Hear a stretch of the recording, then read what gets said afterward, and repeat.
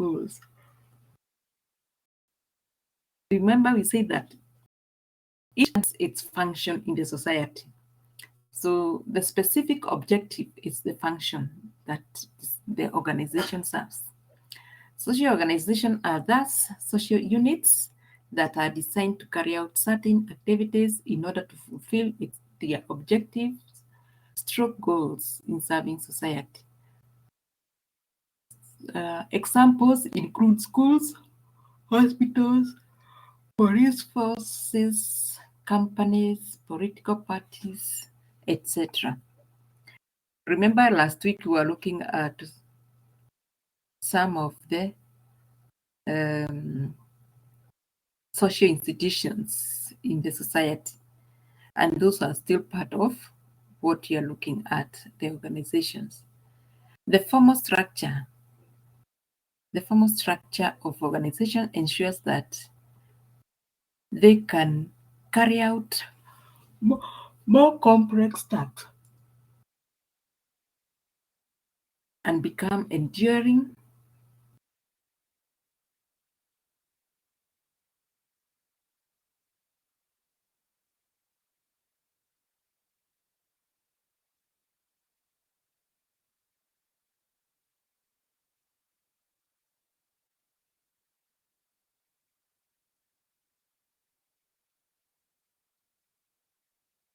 structures of organizations ensures that they can carry out more complex tasks and become enduring as opposed to individuals or random collection of people. In sociology of the school, the characteristics of formal institutions are identified and confirmed to exist within schools.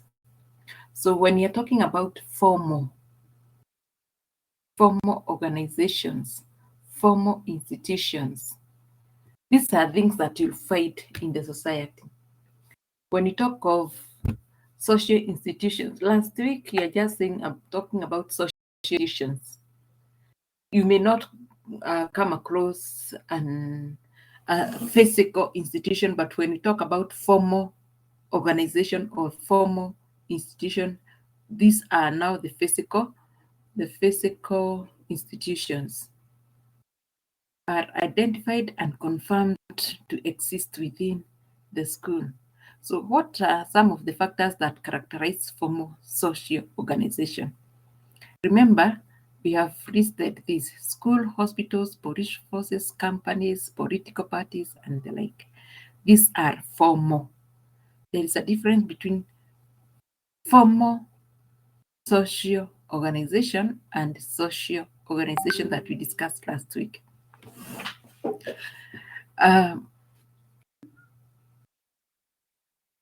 As you look at the characteristics in a formal setting, we are looking at first the presence of human being. Any organization that you come across, there must be people who work there. And when we look at school, there are people who are there. Some are workers, some are learners, some are their parents, some are in the board, etc. So when you are looking at characteristics that distinguish formal social organization from other collection of human beings in the society, the first one is presence of human beings. Social organizations are defined, are by definition composed of people. You'll find male, female, educated, uneducated, professionals, skilled, unskilled, different aptitudes, attitudes, etc. So all walk of life, people from all walks of life, male and female, educated and uneducated. For example, when you look at our university, who are the educated, who are the uneducated? When you look at our university, who are the professionals? Who are the skilled? Who are the unskilled? Those with different, what is an aptitude? what we mean by attitudes. When you come across a group of people, all of them will have different attitudes. They may not have similar attitudes, all with a reason of being in the organization. Second part is that in the second characteristic is role and activities. Role and activities, it means that individuals in the organization, those now we have mentioned above, have tasks and duties and roles. That means there are those things that they have been allocated to carry out within that organization. Those are the expected behaviors of the positions held. Number three, hierarchical ordering of position. In a formal social organization, the positions held by those individuals who carries out the tasks in the organization are ordered hierarchically from the highest to the lowest. The tasks and duties assigned to individuals in an organization come with positions, and positions have responsibilities, authority, and power. Differing differing levels of responsibility and authority and power lead to hierarchy of position and relative standing or status in the society. So, for example, in an organization, in an establishment or a school, we have look at School of Education. There is the Dean of School is the one who has the highest position. They are chairman of departments within the School of Education. And then we have the lecturers within the School of Education. We have staff in the office, the administrators, we have the secretary, we have the, the, the clerk. So it is usually in that the hierarchy depends on the responsibilities, the authority, and power which each person, each position holds. Then we have presence of rules and regulations. Presence of rules and regulations. Rules and regulations, written or otherwise, guide individuals in carrying out their tasks, in making decisions, and in relating with others in the organization. Rules and regulations. Each and every organization has rules and regulations. Some may be written down, some others are not written down, but they are followed. For example, when you are dealing with your peer, with people who are above your position, how should you treat them? Is it written down anywhere, or is it something that has been laid down by the society? Respect, and then all that. So rules and regulations are there. Some may be written, others are not written, but people adhere to those rules. And these ones, the rules and regulations, they help in carrying out the task that an individual is given. It also helps in making decisions. For example, the rules and regulations that are set in you are given rules and regulation before you are downloaded rules and regulation before you entered Machakos University. So the rules and regulations guides you on what goes on in Machakos University. For example, if you are caught cheating in examination, the decision that will be made is in the rules and regulations that have been set in the rules and regulations that are given to students.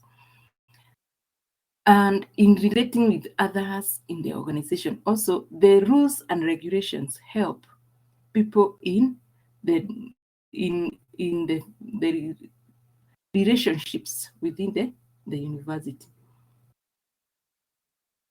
Now, the fifth one is relationships. Within an organization, there are those relationships because people always interact with each other, and therefore, how they relate with each other may be formal or informal. Formal relationships are exhibited during the performance of their duties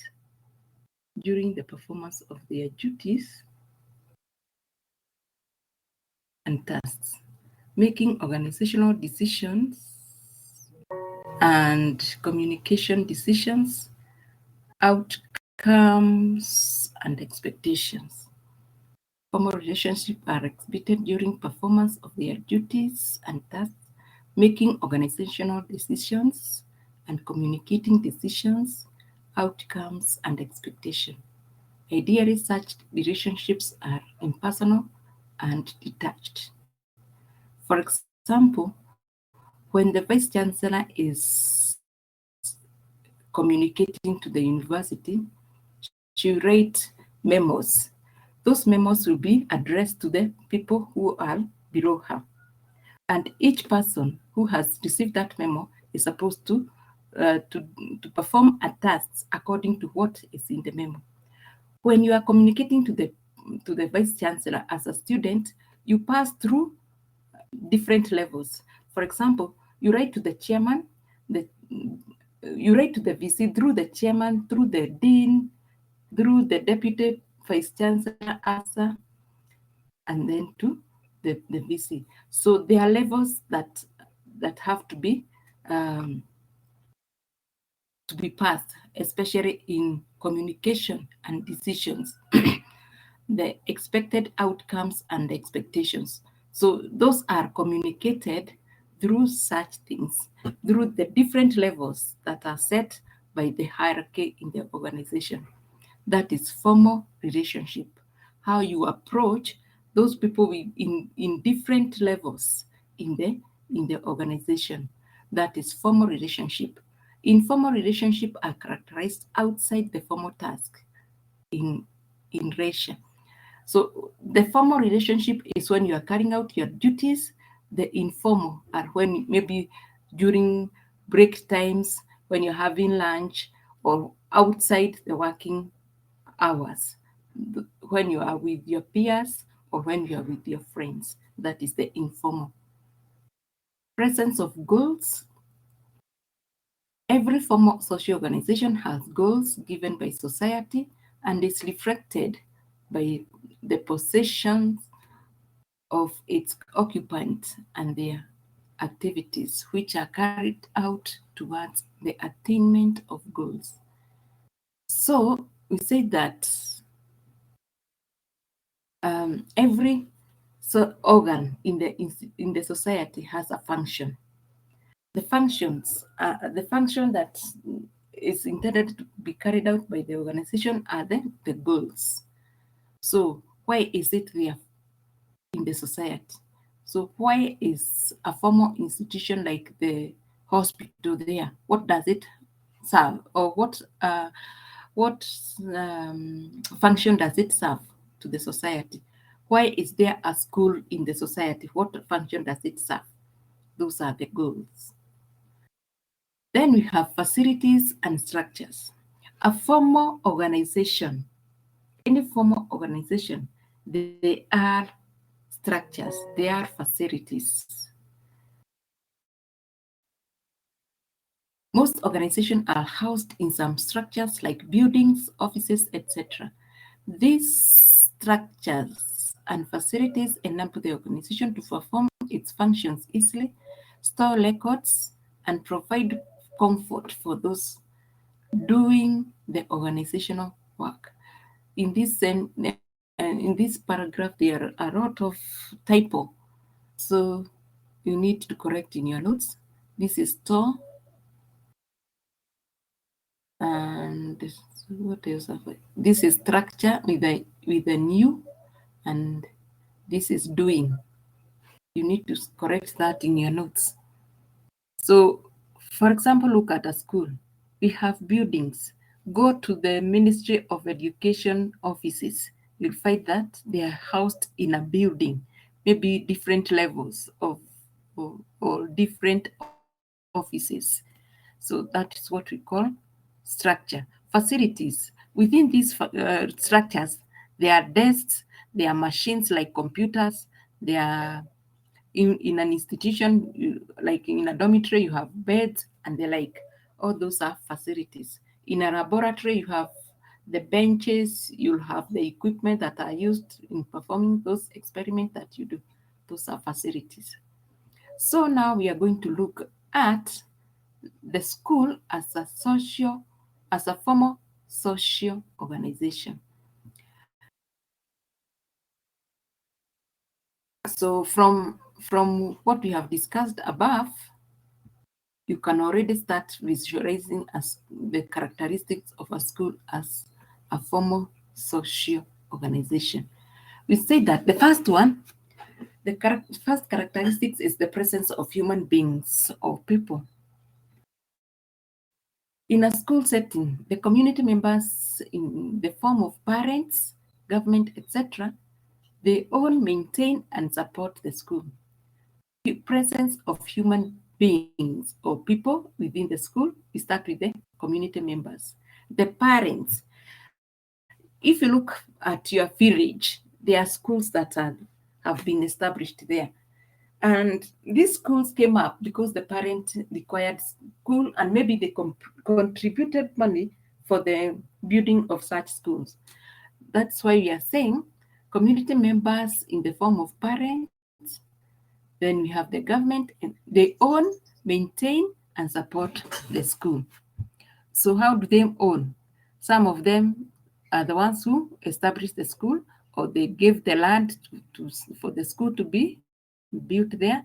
They have contributed money to build the classrooms and every other facility required. Maintaining is taking care of the school and supporting the school in every area that the school needs support. Then you have school committees of BOG. These are the policy custodians, advisors, consultants, development of long-term general policy of the school. So that is the board of management in secondary schools, school committees in primary schools. Policy custodian, that means the policies that come from Ministry of Education are passed to these two groups. So they are the ones who usually implement what the Ministry of Education requires to be implemented in a school. They are advisors, they are consultant in that they come these people, the school committees or the board of management, it's made up of people from different areas within the society who can give their ideas to better the school. Development of long-term and general policies of the school. They are the ones who comes up with the rules and the regulation or any other policy that is usually implemented apart from what comes from the Ministry of Education. They are the ones who come up with those policies that guide the learning of the school. We have the head teachers through deputy. These have the highest authority. They are the school leaders responsible for daily decision making, administration, planning, and management of the school. Then we have class teachers or HOD, deans, etc. Classroom leaders, they are the classroom leaders, decision makers, directors of teaching, enforcement of rules and regulations, instructors, and evaluators.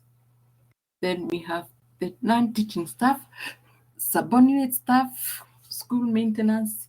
Their work is to maintain the school, keep records, maintaining school accounts, etc., depending on the non-teaching staff are allocated. Then we have learners. They have the lowest position and to be instructed and to learn. So those are the people, the presence of people or human being within the school setup. Number two, the second characteristics, roles and activity. Each of those people in that category, they have different roles and activities. So different activities are carried out by different people. Head teachers and deputy they are the main decision makers on day-to-day activities. The teachers, they teach, organize teaching, create a conducive learning environment. The learners, the activities is to learn. So they're involved in learning activities.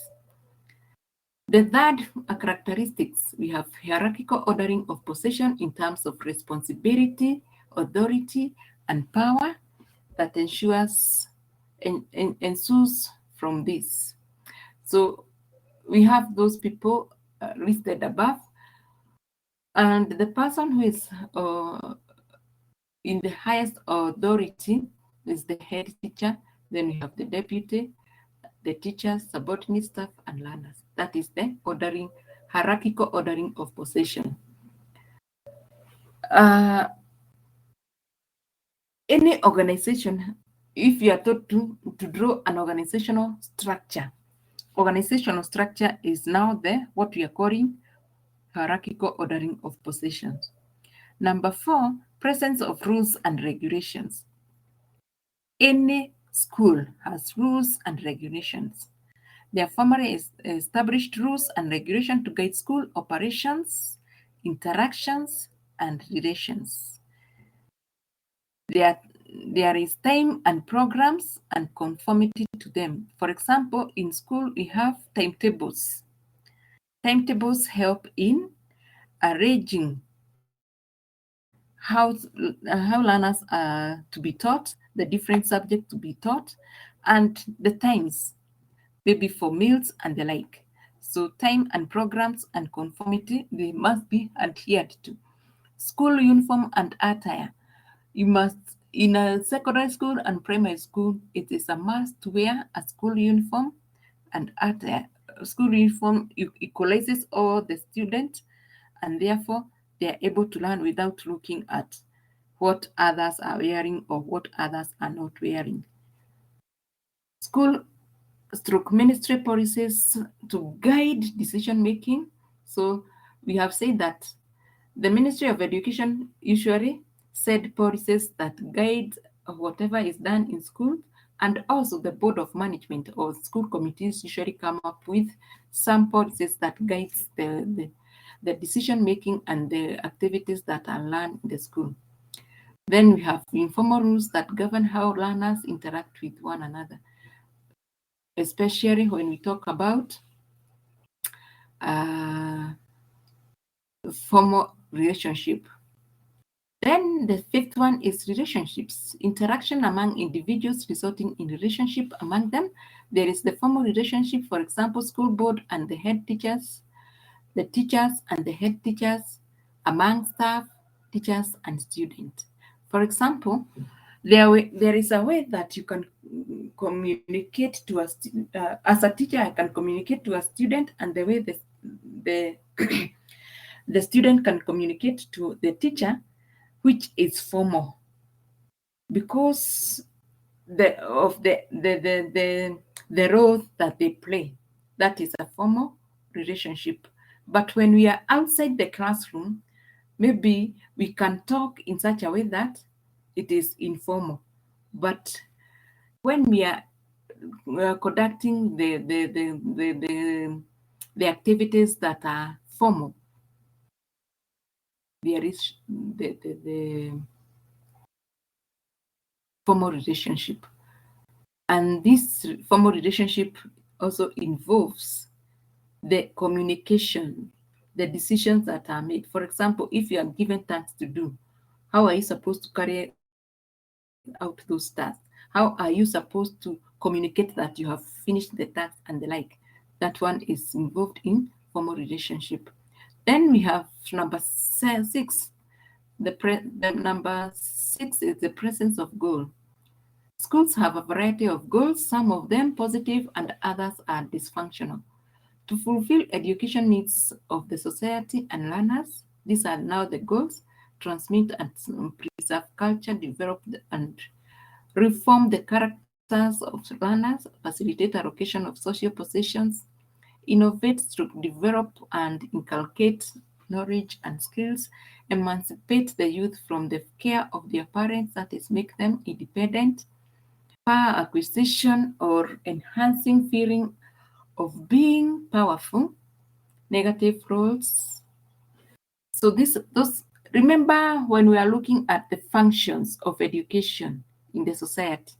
So those are the goals that school does. If you look at the negative, you remember we talked about social stratification and class formation, indoctrination of ideas of others, enhance competitiveness. So there are those which are positive, there are those which are negative. And lastly, facilities and structures. In the school setup, you'll find classrooms, laboratories, dormitories, halls, etc. Within these structures, there are those equipment that you'll find, like the desks inside the rooms. You'll find tables. In dormitories, you'll find beds. In the dining hall, you'll find tables and chairs where people sit to eat. In laboratories, you have the different equipment for carrying out experiments, etc. So those are the characteristics that indicate an organization is a formal social organization, and we have looked at school as a social formal organization. Those points should be at your finger points every time. It is very important to know the characteristics of school as a social organization. Now we go now to look at the school classroom. The major goals and objectives of the school are attained in the classroom. The major goals. We have looked at the goals of the school. Fulfilling educational needs of the society and learners, transmitting and preservation of culture, develop and reform of characters to learners. So those are the major goals. They take place in the classroom. Most of the other activities in the school are aimed at facilitating the accomplishment of classroom goals and activities. So apart from being in class learning, there are other, for example, when you look at university, apart from students who are in classroom being taught, there are other people who are carrying out activities. And these activities are the ones that you're saying that they are carried out and they are aimed at facilitating the accomplishment of the classroom goals and activities. In the classroom, teachers and learners interactions result in learning and the accomplishment of the main goals of the school. So we look at the class definition of a classroom. A classroom is a miniature social structure within the school organization in which the activities of the school are conducted so that the goal of the school can be accomplished. Miniature structure, social structure. So it's a small school. The school, we say that is a social setting. So they reflect what is happening in the society. So social structure within the school organization in which the activities of the school are conducted so that the goals of the school can be accomplished. The activities involve the deliberate transfer of knowledge, skills, and values from the teacher to learner. This is flow, not form. In the classroom, symbols representing these activities are also found. Symbols. Remember, we talked about symbols in sociological theories. So in a school, you find symbols that are used in teaching. Characteristics of the classroom as part of the school social organization. One of the characteristics is the human component. We find in the school setup, the main actors being the teacher and the learner. So those are the human components in the classroom setup. So we look at the teacher. There are various sociological definitions of the term teacher. Teacher is the adult representative of the society in the school organization, a socializer of others not so socialized. A socializer of others not so socialized. He is the reader of the classroom. So this is the definition of a teacher. Then the roles of the teacher in the classroom and in the school. The first one is instructor. Instructor. He is the knowledge custodian, deliverer of knowledge and skills, facilitator of learning, and a resource person. So a teacher should have knowledge, should be able to deliver that knowledge and skill, should be able to facilitate learning, and he acts or she acts as a resource person. That means that he is a resourceful person who can give information to the learners. Evaluator, judge of academic performance, evaluator of the learning process, if materials of learning are adequate. So the learning process is whether, when you talk about evaluator, you have academic performance, for example, through tests. You can do tests in the classroom. The teacher usually asks questions and the student answers. You give exercises and they are done in the classroom. So when carrying out all those, you are being an evaluator. You are judging academic performance. You are evaluating the learning process, whether learning is taking place as you're teaching, if materials of learning are adequate. So, for example, in secondary schools and primary schools, teachers are provided with materials for teaching. So as the teacher uses these materials, he or she is able to evaluate whether these materials are adequate for the subject or topic that they are teaching. Disciplinarian, enforcer of rules, regulations, and their obedience. The teacher rewards those who uphold and punishes those who do not, hence modifier of behavior and change agent. Disciplinarian means that he enforces. Remember, we said that one of the characteristics of a school is rules and regulations. So the teacher enforces the rules and regulations that must be obeyed in the school. He rewards those who uphold the rules and punishes those who do not.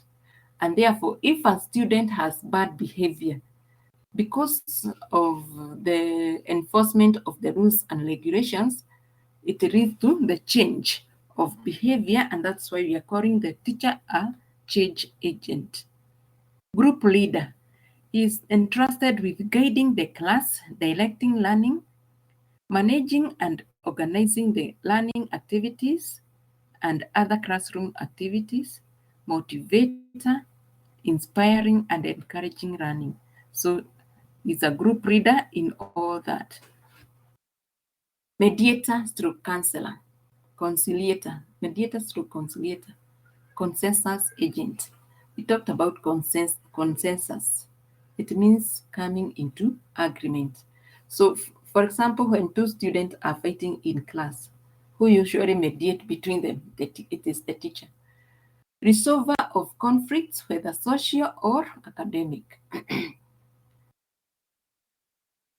The other one is advisor stroke guardian stroke counselor. Aims at changing behavior by offering advice, changing attitudes, views, and approach to life. Support learners by listening to their agonies and giving them hope, and encourage them to fight their own solutions. So in case you need advice, you go to the teacher. For example, if you have not understood what has been going on in the classroom, you should go to the teacher. if you have a problem that is making you not able to carry out the activities as a learner. For example, there's a problem at home and the like. You should go for counseling from the teacher. So it's at changing behavior by offering advice, changing attitudes, views, and approach to life. Parent surrogate is the last one. Takes care of learners' welfare in absence of their parents. Takes care of learners' welfare in the absence of their parents. Those are the roles of the teacher. Now we look at the next component. We see that the human component in the classroom are the teachers and the learners. So we look at the learner. Who is the learner? Learners are the pupils or students. They are the client of school who come to receive what the school offers. That is knowledge, skills, desirable habits, attitudes, certification. They are individuals who are less socialized, less familiar with their culture, and have come to school to be socialized.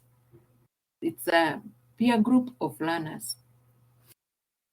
Diverse collection of less socialized individuals. They differ in economic status, family type origin, ethnic origin, religious affiliation and beliefs, rural or urban backgrounds, behavior and attitudes, opinion, ideas, and perception, expectation, etc.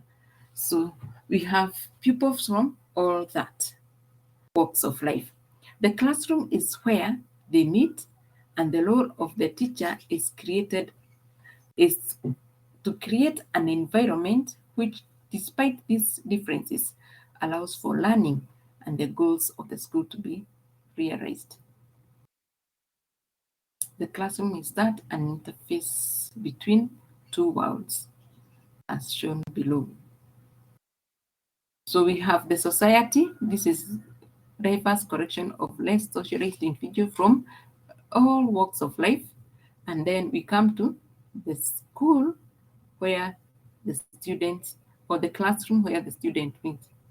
And socialized world of learners, teacher socialized world of adults. So the teacher represents the society. The learners are the unsocialized. They meet in the classroom. And in the classroom, the socializer socializes the unsocialized and therefore meets the goal of education. There is that activity. You're supposed to explain 5 roles of learners in the classroom. Read those articles and do that. Social relationship and outcomes in the classroom. Social relationship and outcomes in the classroom. Formal and informal relationship exist inside the classroom. We say that relationship is another characteristic of school as a social formal organization. Now we are looking at the characteristics of a classroom. We have said that it has human component, and we have looked at the teacher and the learner. We are looking now at the relationship in the classroom and their outcomes. A formal relationship exists between teacher and learners. The teacher is recognized by the class as leader of the class, possessor of knowledge and authority. He said that the first and new role of the teacher was to teach. And therefore, they must have knowledge in order for them to be able to facilitate learning.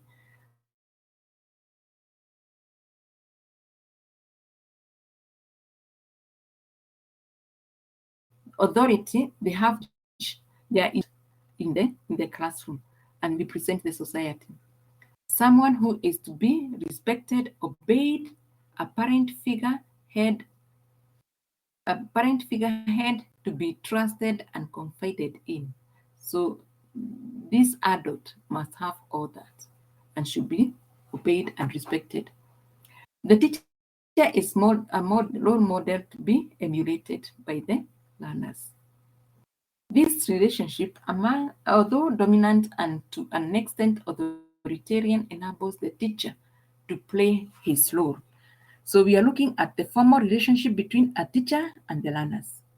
And we have him as a reader, possessor of knowledge, adult, who should be respected, obeyed, trusted, and confided in, a role model. And therefore, this helps him to carry out his role as a teacher. The outcome is thus the attainment of goals. So when the teacher is relating with the student in this way, what is expected of that relationship is the attainment of goals and objectives of the classroom, learning, and proper socialization. So the goals and objective of the classroom is learning and proper socialization. Remember, you have said the learner is less socialized, and also he comes to class to be to acquire knowledge, skills, attitude, and values and the like. So if at the end of being in the classroom for 1 year, you have attained the goals of learning, that is, you have knowledge, you have skills, you have attitudes, values, and the like, then that is the outcome of that formal relationship. However, the dominant status of the teacher can be abused, for example, sexual abuse of learners, inhuman treatment of learners. So this formal relationship has a negative, can be negatively uh, used by the teacher, whereby you have teachers who usually maybe entice girls, rape them, or even have relationship, which are wrong. They are not supposed to do that in the code of regulation of teachers. That is against that. So when teacher have sexual relationship with the student, that is abuse of his position. When you talk about inhuman treatment, you have heard of teachers who beat students in such a way that maybe they harm them physically. Others may not beat them physically beaten, but the language they use make the student to have a negative attitude towards learning. When we talk about informal relationship between learners and as peers or as equals, this relationship is necessary to facilitate peer group socialization, support, sense of belonging, achievement in learning, etc. Remember, we went through agents of socialization, and one of them was peer group. Peer group is found in the classroom, set in a classroom set as an informal relationship, and it carries out all those things that we talked about. So identify some negative outcomes of informal relationship that exist between learners. So some of them may be like drug abuse, poor attitude to subject, etc. What are the implications of such? Teachers should ensure that they manage the relationship within the school and classroom so that they may lead to positive outcome. So how can a teacher manage this informal relationship of the peer group? Can you discuss that in your groups? Then another one is social activities in the classroom. Remember, we are looking at the characteristics of a classroom as a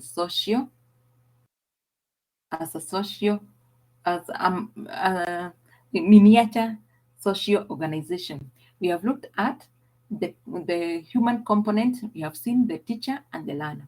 We have looked at the relationship. We have looked at the formal relationship and the informal relationship.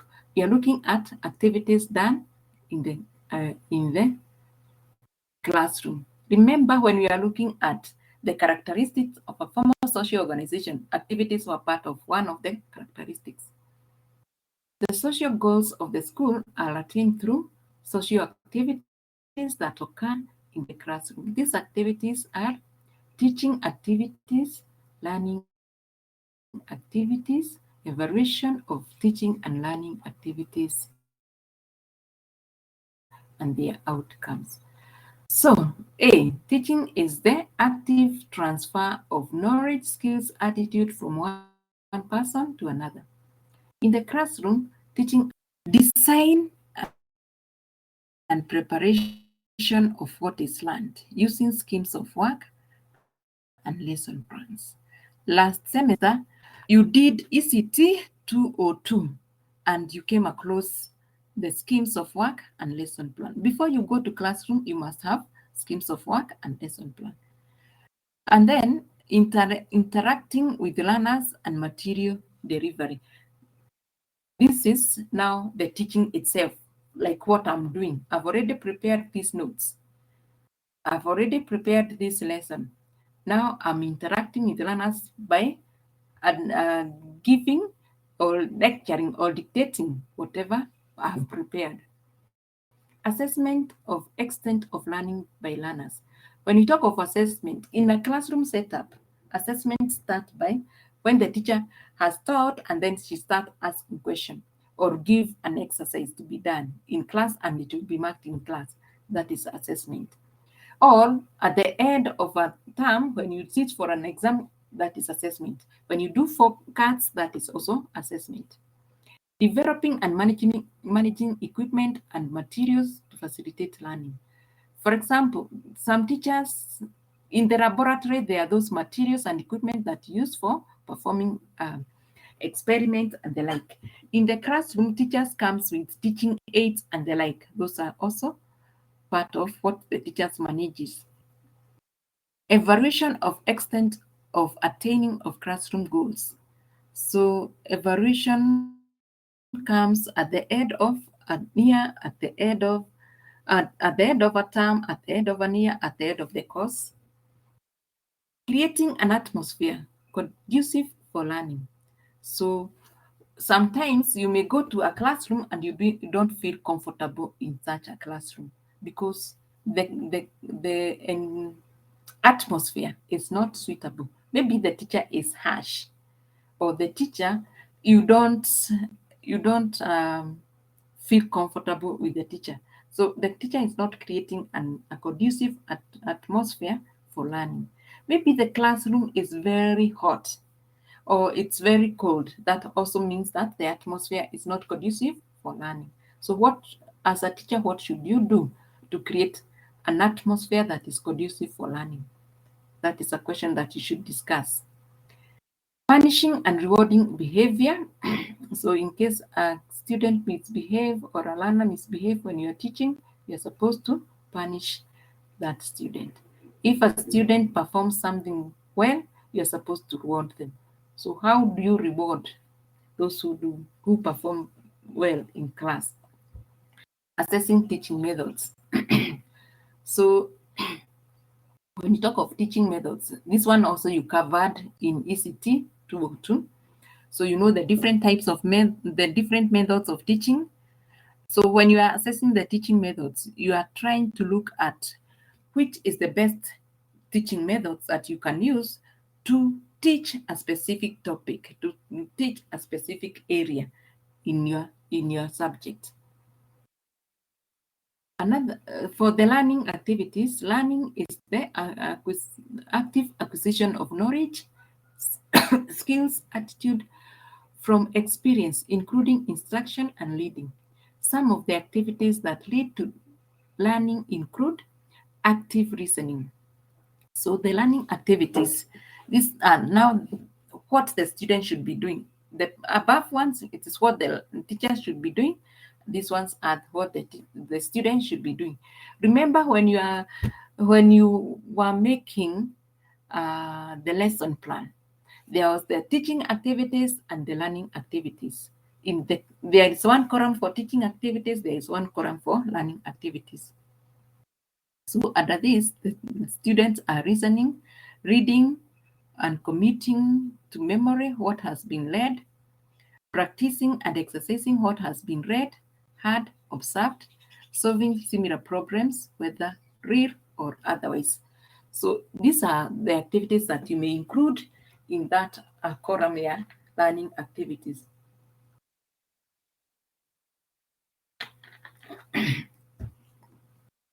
So when you are teaching, the learners are actively listening.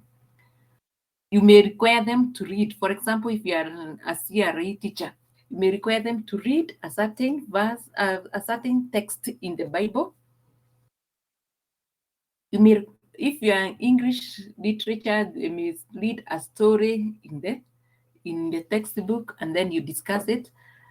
So practicing, for example, if it is mathematics, you have shown them a certain formula for solving a problem, then you give them time to practice and the like.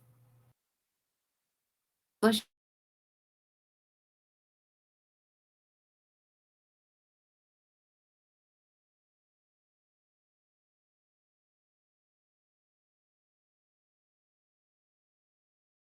of the classroom. As of the class, this is the classroom as part of the school. Social organization is having goals and objectives. So these goals also rhyme with what you have been saying as the goals, school goals. Education of learners, socialization of the youth, propagation and reinforcement of social structure. Readily pronounced, they must be readily pronounced and explicit to all action-oriented and require activities to attain. Remember, this is the classroom. So when we talked about readily pronounced, the teacher must be studying there in front of the student and doing the teaching, the real teaching. Action-oriented and they require activity to attain. So the teacher is teaching, the learners must do some of the activities that they are required to do. Subject to continuous evaluation by the teacher, the school and society. Classroom management. So you are in the classroom. How do you manage that classroom so that learning take place?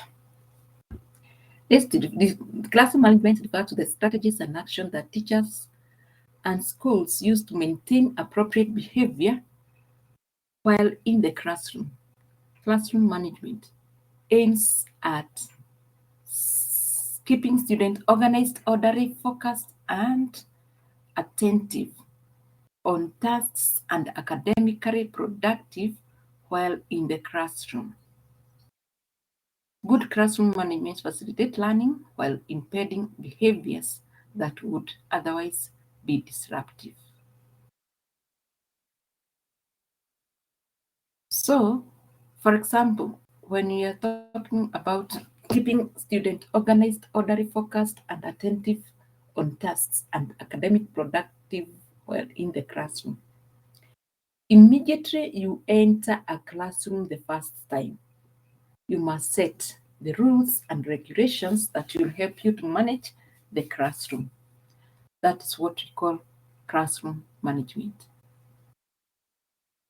There is a task you need to carry out, effective classroom practices, classroom management strategies.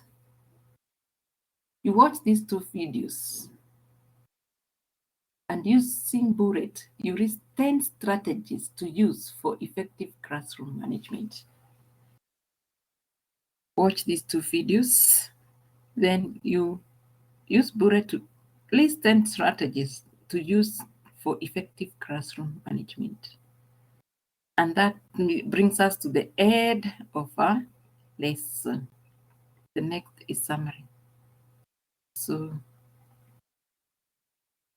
with that, we come to the end of our lesson, but I have an assignment.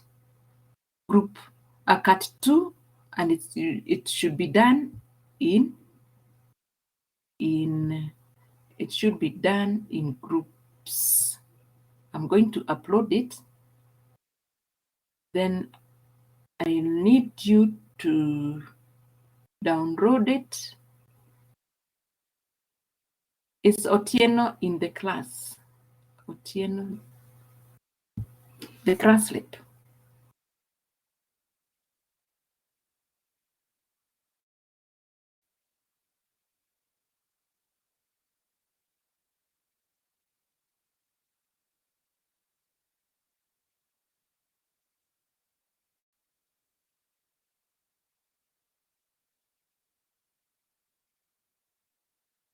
Download this through this arrow. You click on this arrow to download this. Each group, I know you are around 290. Each group should have exactly 10 people. And these people should not be from one, as I have indicated here. You follow this instruction. Each group should have 10 members and reflect the face of Kenya. So it's not people from one tribe. I've observed that most of the students usually do their activities according to their friendship groups. This is a group that is made up from a Kikuyu, a Kamba, a Kalenjin, a Luo, a Kisi, a Pokot, Giriama, like that. 10 people from different tribes. Each group should pick one question. The class lab will coordinate to ensure questions are not replicated. That means group 1 will do question 1, group 2, question 2. So class lab, Kaidre arrange the group members into groups, and then each group will have their question. Remember, these questions also will help you in revising of for the exam. Then make sure write-up should be typed 4 to 6 pages with references. 4 to 6 pages with references typed. The cover page should capture the names and registration numbers of all group members and be signed. So you write your registration name, registration number, signature. Typed, not handwritten. It should be typed. Submit Cat 1 on or before 10th November 2021. So I would like to ask, do you want to add in hard copies or soft copies? That is you who is going to tell me. So these are the questions. And make sure you pick one, and then you should be able to be in a position to know what other groups have done, because part of this is part of what is in the exam. So if you're not able, you can, within your groups, you can discuss all the questions in preparation for the exam. So this is Cat 2, group works. There are 28 questions. So in your large group, make sure you do that. I'm saying you download this from this arrow facing down. So you just click on this and you download that. So you are saying hard copies. So by 10th November, in 2 weeks' time,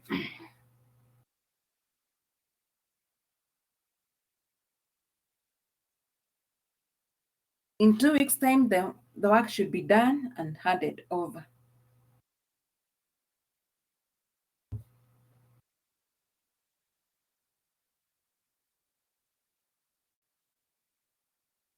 Hard copy, soft copy. I'm saying you download from, you can see on this page that is, you can see a narrow facing down. You just click on it and it will download. On the page that is displayed, there is an arrow facing down. You click on that, it will download.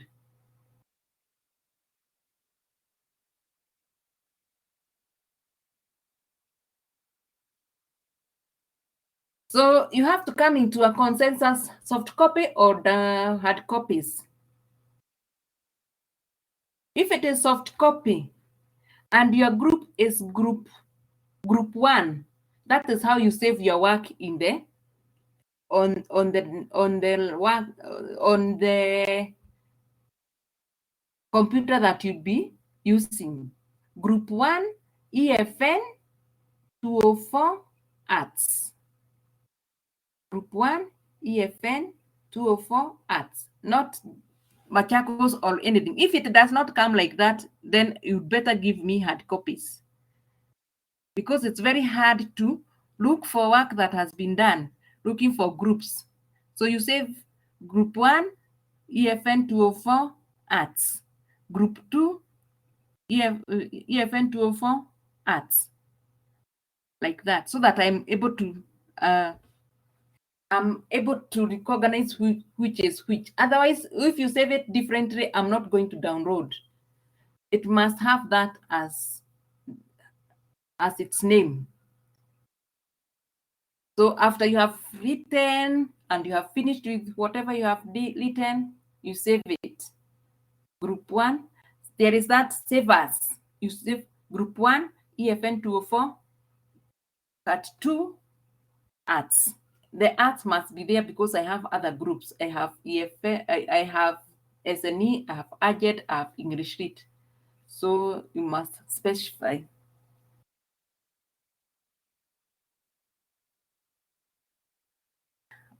Online. Today,